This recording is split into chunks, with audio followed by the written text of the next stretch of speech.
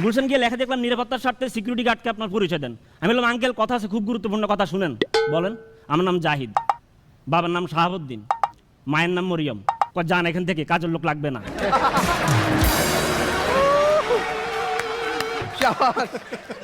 পুরা পড়বে। আমি উত্তরে গেছিলাম, উত্তর এলাকাটা কেমন জানি, হ্যাঁ। এই কাশবন, এই বিল্ডিং, এই পানি। তো উত্তরে গিয়ে দেখলাম একটা ভাইয়ের সামনে লেখা নিরাপত্তার স্বার্থে সিকিউরিটি গার্ডকে আপনার পরিচয় দেন। সিকিউরিটি গার্ডটা ইয়াং, অত বয়স্ক না। আমি বললাম ভাই খুব দরকারি কথা আছে, গুরুত্বপূর্ণ কথা শুনেন। বলেন। আমার নাম জাহিদ, আবার বাবার নাম, নাম বলা লাগবে না, জাস্ট বলেন মিয়ানমারেরটা না লোকালটা।